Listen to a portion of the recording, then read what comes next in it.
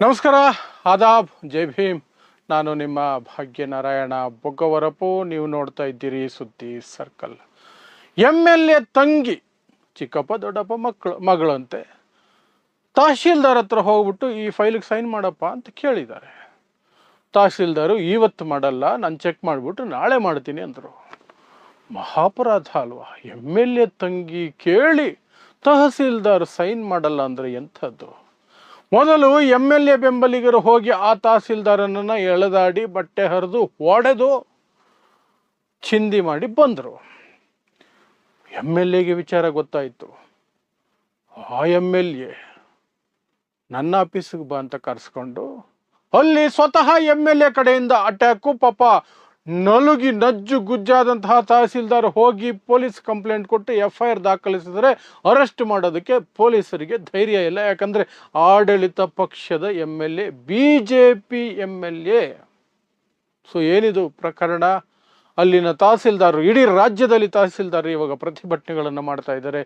ಏನಾಗ್ತಿದೆ ಅಲ್ಲಿ ಬೆಳವಣಿಗೆ? ಛತ್ತೀಸ್ಗಢದ ಬಗ್ಗೆ ಮಾತಾಡ್ತಾ ಇದ್ದೀನಿ ನಾನು. ಆ ಘಟನೆಯನ್ನು ವಿವರಿಸುವಂತಹ ಪ್ರಯತ್ನವನ್ನು ಮಾಡ್ತೀನಿ. ಸೊ ಛತ್ತೀಸ್ಗಢದಲ್ಲಿ ಸುರ್ಗುಜಾ ಅನ್ನುವಂತಹ ಒಂದು ಜಿಲ್ಲೆ, ಅಲ್ಲಿ ಒಂದು ಪ್ರದೇಶದ ಒಬ್ಬ ತಹಸೀಲ್ದಾರ್, ಆ ತಹಸೀಲ್ದಾರ್ ಹೆಸರು ತುಷಾರ್ ಮಾನಿಕ್ ಅಂತ. ಆ ವ್ಯಕ್ತಿಯ ಬಳಿಗೆ ಒಂದು ಮಹಿಳೆ ಒಂದು ಫೈಲ್ ತಗೊಂಡು ಬಂದರು. ಯಾವುದದು ಅಂದರೆ ಜೈಲಲ್ಲಿರುವ ಕೈದಿಯೊಬ್ಬನಿಗೆ ಪೆರೋಲ್ ಕೊಡೋದಕ್ಕೆ ಸಂಬಂಧಿಸಿದ ಪೇಪರ್ಗಳು, ಪೆರೋಲ್ ಕೊಡೋದಕ್ಕೆ ಬೇಕಾದಂತಹ ಪೇಪರ್ಗಳು. ಅದು ಯಾರ್ದೋ ಒಬ್ರದ್ದು, ಆ ಕ್ಷೇತ್ರದ ಒಬ್ರದ್ದು ಯಾರ್ದೋ ಅಂತೆ. ಅದನ್ನು MLA ತಂಗಿ ತಗೊಂಡು ಬಂದಿದ್ದಾರೆ. ಫೈಲ್ ಮುಂದಿಟ್ಬಿಟ್ಟು ಸೈನ್ ಮಾಡಿ ಅಂತ ಕೇಳಿರೋದು. ತಹಸೀಲ್ದಾರ್ ನಾನು ಪರಿಶೀಲನೆ ನಡೆಸಬೇಕು, ಇವತ್ತಾಗಲ್ಲ, ನಾಳೆ ಬನ್ನಿ, ಫೈಲ್ ಬಿಟ್ಟೋಗಿ ಅಂತ ಹೇಳಿತ್ತು. ಆಯಮ್ಮ ಒಪ್ಪಲಿಲ್ಲ. ನಾನು ತಹಸೀಲ್ದಾರ್ ತಂಗಿ, ನಾನು ಫೈಲ್ ತಂದಿದ್ದೀನಿ, ಸೈನ್ ಮಾಡು ಅಂತ ಇದ್ದೀನಿ, ಬಾಯಿ ಮುಚ್ಕೊಂಡು ಸೈನ್ ಮಾಡು. ತಹಸೀಲ್ದಾರ್ ಹಂಗೆಲ್ಲ ಮಾಡೋಕ್ಕಾಗಲ್ಲ. ಬಹುಶಃ ಆ ಕ್ಷಣಕ್ಕೆ, ಆ ಮೂಮೆಂಟ್ಗೆ ತಹಸೀಲ್ದಾರ್ಗೆ ಅದು MLA ತಂಗಿ ಅಂತ ಗೊತ್ತಾಗ್ಲಿಲ್ವೋ, ಅದು ಕನ್ಫರ್ಮ್ ಆಗಲಿಲ್ವೋ ಗೊತ್ತಿಲ್ಲ. ಒಟ್ಟಿನಲ್ಲಿ ಧೈರ್ಯವಾಗಿ ಆ ತಹಸೀಲ್ದಾರ್ ಆಗಲ್ಲ ಅಂದರೆ ಆಗಲ್ಲ, ನಾಳೆ ಬರಬೇಕು, ಫೈಲ್ ಬಿಟ್ಟೋಗಿ ಅಂತ, ಫೈಲ್ ಇಟ್ಬಿಟ್ಟು ಹೋಗಿ ಅಂತ ಗಟ್ಟಿಯಾಗಿ ಗದರಿದ್ದಾನೆ. ಅಷ್ಟೇ. ಆಯಮ್ಮ ಆಚೆ ಹೋಗಿ, ತಹಸೀಲ್ದಾರ್ ಆಫೀಸಿಂದ ಹೊರಗಡೆ ಹೋಗಿ, ತನ್ನ ಅಣ್ಣ MLA ಅಲ್ವಾ, ಆ MLA ಬೆಂಬಲಿಗರಿಗೆ ಫೋನ್ ಮಾಡಿದ್ದಾಳೆ. ಬೆಂಬಲಿಗರೆಲ್ಲ ಬಂದು ತಹಸೀಲ್ದಾರ್ ಕಚೇರಿಯಲ್ಲೇ ತಹಸೀಲ್ದಾರನ್ನ ಚಿಂದಿ ಉಡಾಯಿಸಿದ್ದಾರೆ. ಬಟ್ಟೆ ಹರಿದು ಮೈಯೆಲ್ಲ ಗಾಯ ಆಗೋಂಗೆ, ಮುಖ ಎಲ್ಲ ಗಾಯ ಹೊಡೆದಿದ್ದಾರೆ. ಆ ನಂತರ ತಮ್ಮ ಬಾಸ್ MLAಗೆ ಹೇಳಿದ್ದಾರೆ. ಆ MLA ಹೆಸರೇನು ಗೊತ್ತಾ? ಆ MLA ಹೆಸರು ರಾಮ್ಕುಮಾರ್ ಟೊಪ್ಪು ಅಂತ. ರಾಮ್ಕುಮಾರ್ ಟೊಪ್ಪು. ಹೌದಾ, ಹೀಗಾಯ್ತಾ ಅಂತ ಹೇಳಿ, ಸಂವಿಧಾನದಲ್ಲಿ ನಂಬಿಕೆ ಇರುವಂತಹ ವ್ಯಕ್ತಿಯಾಗಿದ್ದಿದ್ರೆ, BJP ಅವ್ರಿಗಿರಲ್ವಲ್ಲ ಸಂವಿಧಾನದ ಮೇಲೆ ನಂಬಿಕೆ, ಹಾಗಾಗಿ ಬೇರೆ ರೀತಿ ನಡೆದಿದ್ದು. ಇರೋ ವ್ಯಕ್ತಿ ಆಗಿದ್ದಿದ್ರೆ ಏನೇ ಪ್ರಕರಣ ಆಗಿರಬಹುದು, ನೀವು ಹೇಗೆ ಒಬ್ಬ ತಹಸೀಲ್ದಾರ್ ಮೇಲೆ ಕೈ ಇಟ್ರಿ, ನಿಮ್ಮನ್ನು ಅರೆಸ್ಟ್ ಮಾಡಿಸ್ತೀನಿ ಅಂತ ಸ್ವತಃ ಆ MLA ಪೊಲೀಸರಿಗೆ ಫೋನ್ ಮಾಡಿ ಇಂತಿಂಥವ್ರನ್ನೆಲ್ಲ ಎತ್ತಕೊಂಡೋಗ್ರಿ, ಈ ತಹಸೀಲ್ದಾರ್ ಮೇಲೆ ಕೈ ಮಾಡಿದ್ದಾರೆ, ಅದನ್ನು ನಾನು ಯಾವತ್ತೂ ಸಹ ಸಮರ್ಥಿಸೋದಿಲ್ಲ ಅಂತ ಹೇಳಿರೋನು. ಇವನು BJP MLA, ಈ ದೇಶದ ಸಂವಿಧಾನವನ್ನು ಒಪ್ಪದೇ ಇರುವಂತಹ ಮನಸ್ಥಿತಿಗಳಿಂದ ತುಂಬಿರುವಂತಹ MLA. ಇವನು ಕರ್ಕೊಂಬಂದ್ರು ತಹಸೀಲ್ದಾರ್ನ, ಬರ ಕೇಳ ಇಲ್ಲಿ ಅಂತ ಕರ್ಸ್ಕೊಂಡು ಇವನು ಒಂದು ರೌಂಡ್ ಅಟ್ಯಾಕು. ಇವನು ಸಹ ತಹಸೀಲ್ದಾರ್ ಟೊಪ್ಪೋ ಸಹ, MLA ಟೊಪ್ಪೋ ಸಹ ತಹಸೀಲ್ದಾರ್ ತುಷಾರ್ ಮಾನಿಕ್ ಮೇಲೆ ಇನ್ನೊಂದು ರೌಂಡು ಹಲ್ಲೆ. ಪಾಪ ಏನು ಮಾಡಬೇಕು? ಮೊದಲು ಬೆಂಬಲಿಗರು ಹೊಡಿಬೇಕಾದ್ರೆ ಅಲ್ಲಿ SDM ಜೊತೆಲೇ ಇದ್ರಂತೆ, ಸಬ್ ಡಿವಿಷನಲ್ ಮ್ಯಾಜಿಸ್ಟ್ರೇಟು. SDM ಎದುರಿಗೇನೆ ತಹಶೀಲ್ದಾರ್ಗೆ MLA ಬೆಂಬಲಿಗರು ಹೊಡೆದಿರೋದು. ಆತ ಏನೂ ಮಾತಾಡಲಿಲ್ವಂತೆ SDM. ಸೊ ಅಲ್ಲಿ ಒಂದು ರೌಂಡ್ ಏಟು ಆಫೀಸಲ್ಲಿ, MLA ಹತ್ರ ಬಂದಾಗ ಇನ್ನೊಂದು ರೌಂಡ್ ಏಟು ತಿಂದ ನಂತರ ಹೋಗಿ ಪೊಲೀಸ್ ಆಫೀಸ್ಗೆ ಹೋಗಿ ಕಂಪ್ಲೇಂಟ್ ಕೊಟ್ಟಿದ್ದಾನೆ. ಪೊಲೀಸ್ ಸ್ಟೇಷನ್ಗೆ ಹೋಗಿ ಯಾರೋ ಈ ತಹಸೀಲ್ದಾರ್ ಕಂಪ್ಲೇಂಟ್ ಕೊಟ್ಟರೆ, ತಹಸೀಲ್ದಾರ್ ಅಲ್ವಾ, FIR ಮಾಡಲೇಬೇಕಾಯ್ತು, ಮಾಡಿದ್ದಾರೆ. ಅಷ್ಟೊತ್ತಿಗೆ MLA ತಂಗಿ ಓಡ್ ಬಂದ್ಲು. ನಾನು ಕಂಪ್ಲೇಂಟ್ ಕೊಡಬೇಕು ಇವನ ಮೇಲೆ, ನನ್ನ ಜೊತೆ ಅಸಭ್ಯವಾಗಿ ವರ್ತಿಸಿದ್ದಾನೆ, ನನ್ನ ಜೊತೆ ಕೆಟ್ಟ ಕೆಟ್ಟ ಮಾತಲ್ಲಿ ಮಾತಾಡಿದ್ದಾನೆ, ನನಗೆ ಅಗೌರವವಾಗಿ ನಡ್ಕೊಂಡಿದ್ದಾನೆ, ಹಾಕ್ರಿ ಕೇಸ್ ಇವನ ಮೇಲೆ ಅಂತ ತಹಸೀಲ್ದಾರ್ ಮೇಲೆ ಒಂದು FIR, ತಹಸೀಲ್ದಾರ್ ಮೇಲೆ ಒಂದು FIR. ಈ ಎರಡೂ FIRಗಳಾಗಿದ್ದಾವೆ.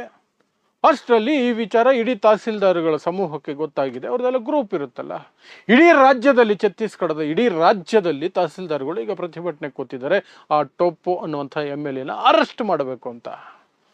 ಆ MLA ಹೇಳ್ತಾನೆ, ತಾಕತ್ತಿದ್ರೆ ಅರೆಸ್ಟ್ ಮಾಡ್ರಿ, ಹೋರಾಡೋದಕ್ಕೆ ನನಗೂ ಬರುತ್ತೆ, ಏನು ಮಾಡಿಲ್ಲ ನಾವು, ನಮ್ಮ ಹುಡುಗರು ಯಾರೂ ಮುಟ್ಟಿಲ್ಲ, ನಾನು ಮುಟ್ಟಿಲ್ಲ, ಸುಳ್ಳು. ಅದಕ್ಕೆ ಪ್ರತಿಯಾಗಿ ನನ್ನ ತಂಗಿ ಮೇಲೆ ಏನನ್ನ ಕೆಟ್ಟದಾಗಿ ನಡ್ಕೊಂಡಿದ್ದಾನ ಅವನನ್ನು ಅರೆಸ್ಟ್ ಮಾಡಬೇಕು ಅಂತ ತಹಸೀಲ್ದಾರ್ ವಿರುದ್ಧ ಈ MLA. ಇದರ ನಡುವೆ ರಾಜ್ಯಕ್ಕೊಬ್ಬರು ಮುಖ್ಯಮಂತ್ರಿ ಅಂತಿರ್ಬೇಕಲ್ಲ, ವಿಷ್ಣು ದೇವ್ ಸಾಯಿ. ಆ ಪುಣ್ಯಾತ್ಮ ಕಾನೂನು ತನ್ನ ಪಾಲನೆಯನ್ನು ಮಾಡ್ಕೊಳ್ಳುತ್ತೆ, ತನ್ನ ಕೆಲಸ ಮಾಡುತ್ತೆ, ಕಾನೂನು ಪಾಲನೆ ಆಗುತ್ತೆ, ನೀವು ಹೆಚ್ಚಿಗೆ ತಲೆ ಕೆಡಿಸ್ಕೊಂಡು ನನ್ನ ಹತ್ರ ಪ್ರಶ್ನೆ ಕೇಳೋಕೆ ಬರಬೇಡಿ ಅಂತ ಡೈಲಾಗು. ನಿಂಗೆ ಡೈಲಾಗು. ಸೊ ಅಲ್ಲಿಗೆ ಆ ತಹಸೀಲ್ದಾರ್ಗೆ ಇನ್ನೂ 2 ಏಟು ಎಕ್ಸ್ಟ್ರಾ ಬೀಳ್ತವೇನೋ ಹೊರತು ನ್ಯಾಯ ಅಂತೂ ಸಿಗೋ ಸಾಧ್ಯತೆ ಇಲ್ಲ ಅನ್ನೋದು ಸ್ಪಷ್ಟ ಆಗೋಯ್ತು. ಯಾಕೆಂದ್ರೆ ಮುಖ್ಯಮಂತ್ರಿ ಜವಾಬ್ದಾರಿಯುತವಾದಂತಹ ಮುಖ್ಯಮಂತ್ರಿ ಆಗಿದ್ದಿದ್ರೆ ಆ ಘಟನೆಯನ್ನು ನಾನು ಖಂಡಿಸ್ತೀನಿ, ಅದರ ವಿರುದ್ಧ ತನಿಖೆ ನಡೆಯುತ್ತೆ, ಆ ತನಿಖೆಯಲ್ಲಿ ತಪ್ಪಿತಸ್ಥರು ಯಾರೇ ಇದ್ರೂ ಸಹ ಅವರಿಗೆ ಶಿಕ್ಷೆ ಆಗುತ್ತೆ ಅಂತ ಹೇಳಬೇಕಾಗಿತ್ತು. ಆ ಡೈಲಾಗ್ ಹೇಳಲಿಲ್ಲ. ಕಾನೂನು ತನ್ನ ಪಾಲನೆ ಅದ್ರ ಕೆಲಸ ಅದು ಮಾಡುತ್ತೆ ಬಿಡ್ರಿ, ನೀವು ಯಾಕ್ರಿ ತಲೆ ಕೆಡ್ಸ್ಕೊಂಡು ನನ್ನ ಪ್ರಶ್ನೆ ಕೇಳ್ತಿದ್ದೀರಿ ಅಂದರೆ ಪತ್ರಕರ್ತರಿಗೆ ಏನರ್ಥ? ಮುಗೀತು ಅಂತ ಅರ್ಥ. ಆಮೇಲೆ ನಾಳೆ ಈ ತಹಸೀಲ್ದಾರ್ಗಳೇನು ಮಹಾನ್ ಸಾಚಾಗಳು ಅಲ್ಲ ಅಥವಾ ಧೈರ್ಯಶಾಲಿಗಳು ಅಲ್ಲ. ಇದೇ ತಹಸೀಲ್ದಾರ್ ನಾಳೆ ಬೆಳಗ್ಗೆನೋ ಇನ್ನೊಂದು ವಾರಕ್ಕೋ ಅದೇ MLA ಜೊತೆಯಲ್ಲಿ ಸ್ವೀಟ್ ಹಂಚ್ಕೊಂಡು ಇಲ್ಲ ಮನಸ್ತಾಪ ಇತ್ತು, ಒಂದು ಭಿನ್ನಾಭಿಪ್ರಾಯ, ತಪ್ಪು ಗ್ರಹಿಕೆ, ನಾವು ಮಾತಾಡ್ಕೊಂಡು ಸಂಧಾನ ಮಾಡ್ಕೊಂಡಿದ್ದೀವಿ ಅಂತ 2 ಕೇಸುಗಳು ಬಿದ್ದೋಗ್ತವೆ. 2 ಕೇಸ್ ಬಿದ್ದೋಗ್ತವೆ. ಹಾಗೆ ಅದು ದೇಶದ ಸದ್ಯದ ಪರಿಸ್ಥಿತಿಯಲ್ಲಿ ರಾಜಕಾರಣ ಇರೋದು ಹಾಗೇನೆ.